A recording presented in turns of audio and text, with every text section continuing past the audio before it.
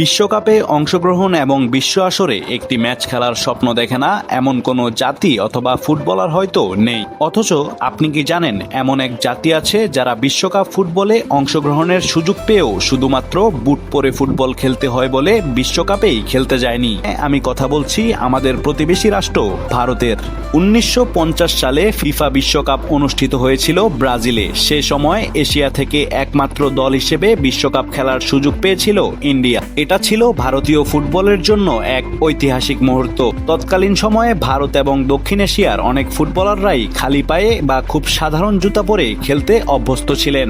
অন্যদিকে বিশ্বকাপে বুট ব্যবহার ছিল বাধ্যতামূলক, ফলে বুটের বিষয়টি ব্যাপক আলোচনার জন্ম দেয়। সেখান থেকেই ধীরে ধীরে একটি জনপ্রিয় গল্প ছড়িয়ে পড়ে, ভারত নাকি শুধুমাত্র বুট পরে খেলতে হবে বলেই বিশ্বকাপে অংশগ্রহণ করেনি। তবে ইতিহাস একটু ভিন্ন কথা বলে। বর্তমান সময়ে অধিকাংশ গবেষক ও ফুটবল ইতিহাসবিদ মনে করেন ভারতের বিশ্বকাপ থেকে সরে দাঁড়ানোর প্রধান কারণ শুধু বুট ছিল না, বরং ব্রাজিল পর্যন্ত দীর্ঘ ভ্রমণের খরচ, আর্থিক সীমাবদ্ধতা, পর্যাপ্ত প্রস্তুতির অভাব এবং প্রশাসনিক সিদ্ধান্ত এসবই বড় ভূমিকা রেখেছিল।